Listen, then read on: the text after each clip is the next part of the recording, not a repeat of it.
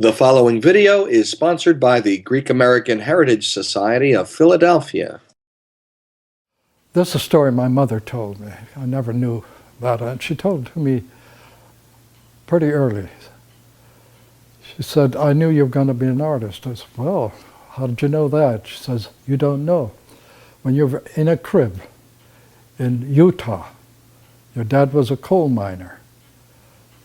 There was a huge boulder that dislodged from the hill or mountain that we had nearby and landed just outside the house, under the window,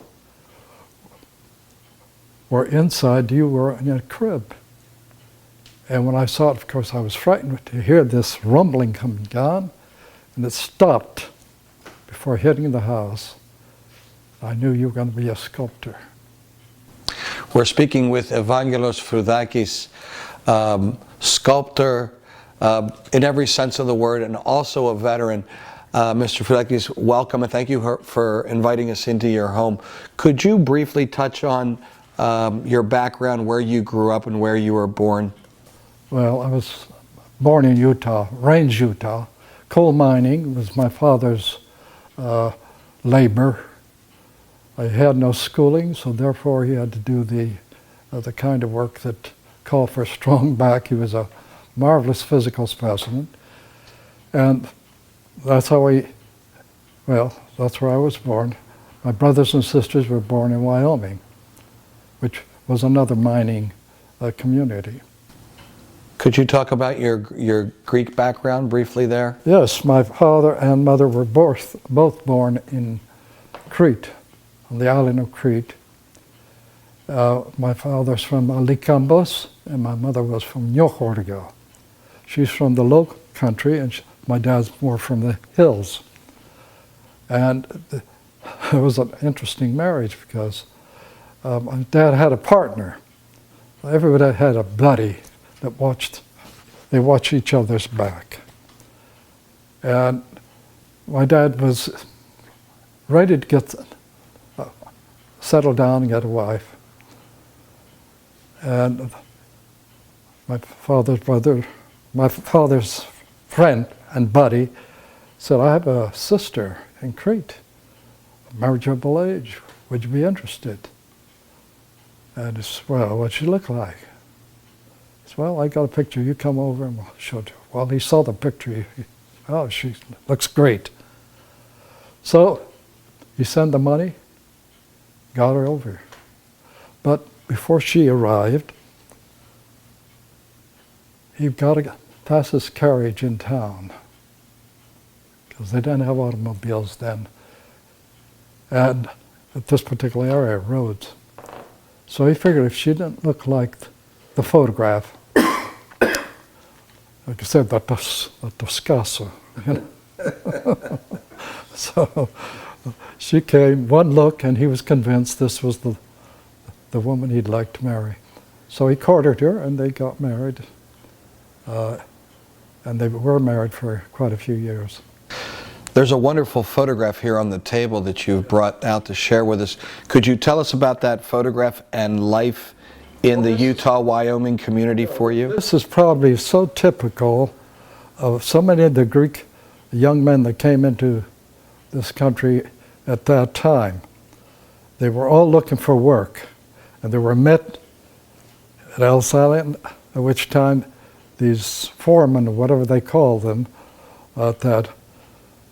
would group them and say, "Well, we got work for you. It's far in the west. It's labor. Can you and will you do it?" Which time they had very little language, they had very little reason not to want, so they can survive. So they would get on the train and take this long trip out to the west, at which time they found work. And then they grouped. There were Armenians that did the same thing. There were Italians that did the same thing. Now, you either work in the coal mines or lay rail, or work in any of the menial tasks that they had out there in the West. Tell me a little bit about your father's history. actually your Greek history in that community. Again, you mentioned that your father actually played the Cretan lyra. Oh yes, he was a marvelous lead-up player. His father was. His brothers were. As a matter of fact, my grandfather would make them. He was a carver. Again, talent. Music, dance. My dad was one of the best dancers in his village. Sisters were the same way. So music was in the house. When he'd come home after a day's work in the coal mines, black, after he washed up, he'd go into the living room and played the lira. He was back in Greece again. He'd sing the Madinades, you know. He was also a composer. And we'd listen to him. When that was over, we'd eat, and after eat, he would take out the Greek book, the Ia. These were the grammar, basic grammar in Greek. And he would run us through trying to be our teacher, trying to help us speak Greek better. That's the first language we learned, actually, because the only people that surrounded us were the Greeks. And our community was a Greek community. Tell us about your first trip then. You got to a specific age where your family said, we're going to return to Crete. What was the reason for that? And tell us about that trip. I think you mentioned to me earlier that you spent those boat rides both coming and going. I called it doodling. You said you were practicing your craft. That's right. Well, one of the reasons my dad, of course, had worked in the mines, but he did have a terrible accident in the coal mine, at which time it cost him one of his eyes. He was in an explosion, of course, and he was blind for a while. One eye came back. They removed the left eye. So he found mining very, very hard. So he decided it was time. He'd saved enough money that he can take the family with him back to Crete. I guess he was homesick. He was a young man who had left a lot of his friends and relatives back in the old country. So we took a train and then, of course, a ship. President Wilson, it was an Italian boat, I think, took us across. Piraeus, I think, is where we got off, and then a smaller boat to Crete. At which time, we were very young, and we couldn't go to school. We stayed there for several months. Then my dad figured, well, things aren't any better here than they were when I left, so we'll go back. And we came back to the States, at which time we, instead of going back to the far west, my father had a brother who was in Indiana, an older brother, so he was invited to come to Indiana and work with his brother. And they went into the pushcart business, where they were peddlers, fruit, vegetables. Then they got a truck, and it became a larger business. And they were making great progress. For another 5 years, we stayed in South Bend, Indiana, where I got my first schooling, and had already made some wonderful friends. The notion of going back to Greece the second time was the Depression. The late 20s and early 30s, people were very well, it was hard to find work. So they decided, well, we'll take another trip. Maybe things were better in Greece. at which time my dad had enough so that we got over there. We did go to school. I went to school for half a year. And during the summer, I took up a trade as a cabinet maker, an apprentice. Mix the glue and carry the load to the mill, because they didn't have machinery. The mill had the machinery where they would cut out the designs that were made on the wood for furniture. And I held on to that, but in the meanwhile I was studying what the more advanced assistants of the master was doing. So I was learning to carve rosettes, the back of the chairs. So there it is, the carving come back to me. Then, of course, on my time, I was seeking out relatives and meeting new cousins.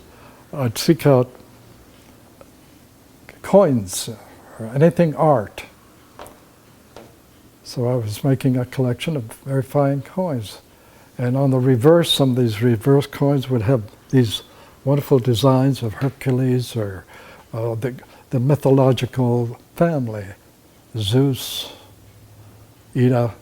What's really interesting here then is that your initial life was started out on not the West Coast, but the West, and then the Midwest, and then you made a second trip to Greece. You returned now to New York. So you've experienced three different parts of the country at a very early time. Oh, you got it. And I'd like to hear a little bit about growing up in New York and what you took forward from your trips to Crete and growing up in the West and in where was it? We said Hartley House? Yeah, I think at one time you actually called yourself a bit of a Hoosier. Well, I was a Hoosier. The second trip is what we're talking about. Yeah, we stayed there, and again, while we were there, my dad built a coffee house, and he poured the first example of a sidewalk. They didn't have sidewalks in Crete. I don't know if they still do. So he elevated in front of, where they put the chairs and the tables outside, made a sidewalk. He poured it at night because I think they found it difficult to get permission or something. So he got a lot of people, friends and relatives, to help pour the slab. We as children, the boys anyway, helped rubbing the floors and helping this new building become. Well, it was finished, at which time my dad didn't want to run it, because my mother was very unhappy about the fact that she thought her children were going to be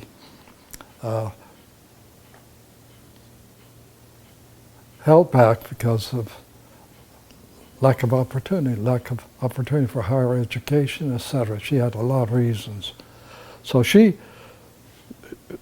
made the firm decision that the family ought to go back to America because the kids will benefit from it. She didn't see a future for us. She had vision. Therefore, she sold her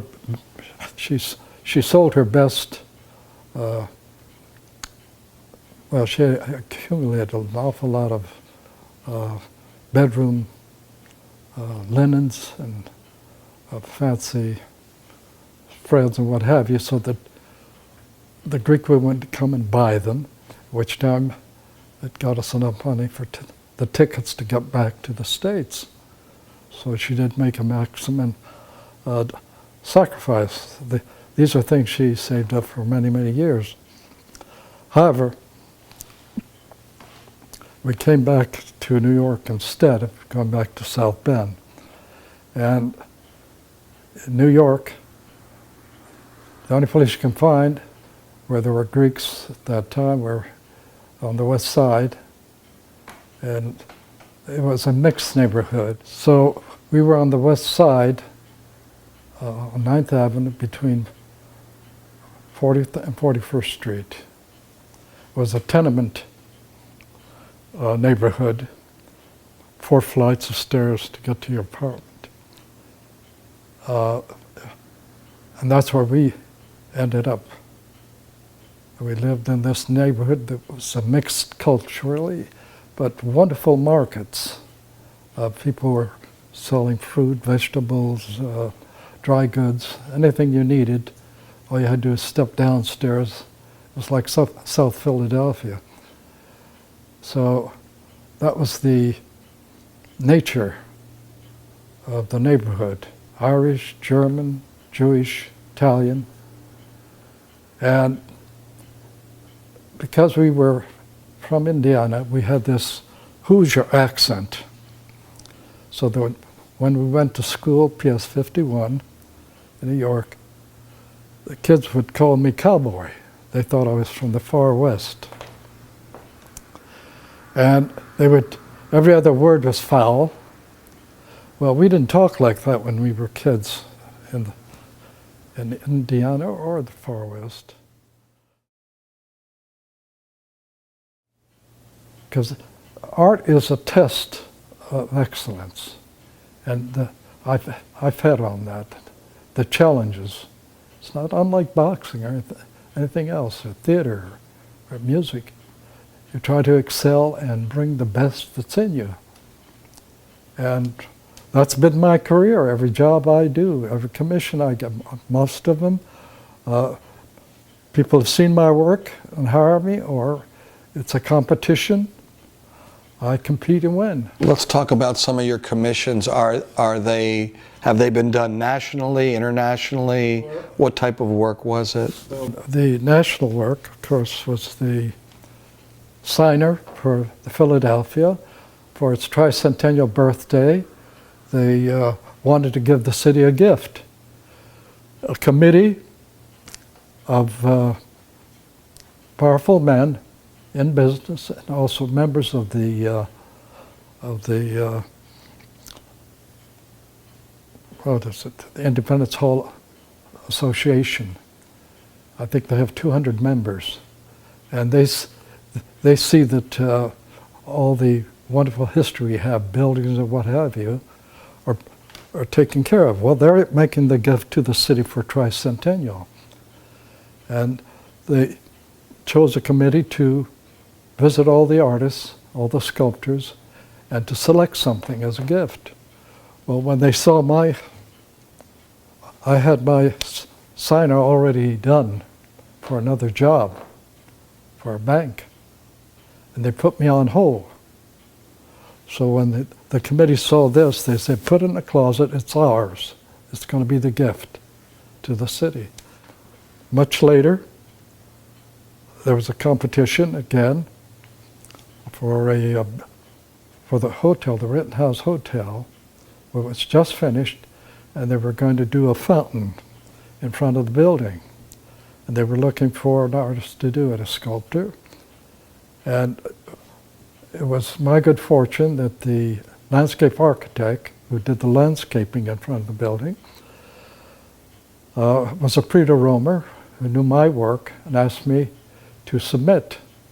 Well, they saw something that I had done for another project, a young woman holding a rose, offering us as a gift, at which time the man who bought the Rittenhouse commissioned me on the spot to do a life-size figure as a welcome piece for the hotel, and that's in place. And then, of course, the last one was we call that the Naiad. She represents water. Her title now is Reaching. Anyhow, the Civic Center was doing a renovation. That was up around the Children's Hospital in that area. And that was going to be air, the elements, air, fire, water, and earth. Well, anyhow, we did the 3 out of the 4. When I say 3, 2 other sculptors did their subject, I Got Water. That was the female that you see there. The Icarus Daedalus was done for Little Rock, Arkansas. And there were over 28 competitors, most of them pre-Romans, if not, they're internationally famous as sculptors, Mestrovich being one of them. So these are in permanent places where they represent my work. And then, of course, I've done art medals, coin medals, the Life of Christ for a Catholic Commemorative Society. I've done portraits of senators and men of the cabinet. Melvin Laird, for example. Is there a favorite piece of work or a favorite form that you like to work with? Well, my first love is marble, but it's not practical. Our climate's too severe for marble. Marble is great for the Greeks and the Italians in southern states, countries where the elements are kinder to stone. So bronze is what I've been working with a great deal, although I have examples of marble right here, the mother and child, and the Pegasus in the window there. So it's quite an award I noticed back here. Could you tell us about how you first received it and its significance? Yes. Well, I got a letter from the National Sculpture Society indicating that a committee had awarded me, the awards committee, awarded me the highest honor they have to give. And that's the Medal of Honor, the Gold Medal of Honor, which speaks for itself. The document there tells you pretty much why they give it, but they consider me, and this is by my peers. These are people who are the best of the sculptors that, in this country. So I feel honored. They gave me not only the award, but they had a party for me in the presentation. It was well documented, and it's been a lifetime career. Are you happy with the decision of your career path? Yes, in spite of the fact that I mentioned I've turned away from a great many opportunities. It wasn't the lack of opportunity, but I chose the direction that gave me the greatest amount of freedom, because far beyond any other value, to me, the Army taught me what freedom really means. When you have the freedom of movement and the freedom to express yourself in any direction you want, provided you don't break laws. So that's a blessed and wonderful idea that you can think for yourself and do for yourself. So I chose that way. Whenever an opportunity opened, I questioned how would it benefit me as an artist, and the last thing I think about is the monetary value. I've been very fortunate that in competitions they choose you, and it's always on the quality of your work, and that has guided me to a very beautiful place where not only as a sculptor, a practitioner, but also as a teacher. I've touched many lives. I've taught many students, and many are also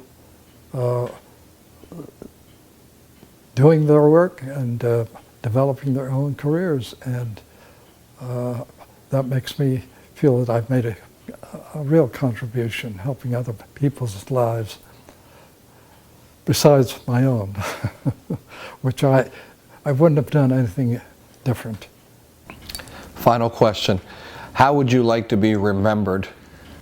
Well, I think when you look at my work and you sense a feeling of appreciation for the beauty and for the truth that's in that work. Because I admire and respect nature, but far beyond, there's poetry that we try to arrive to a concept that comes from the mind, the heart, and that's what you try to get into your work so that it inspires people, make them feel good. It was just wonderful when I did these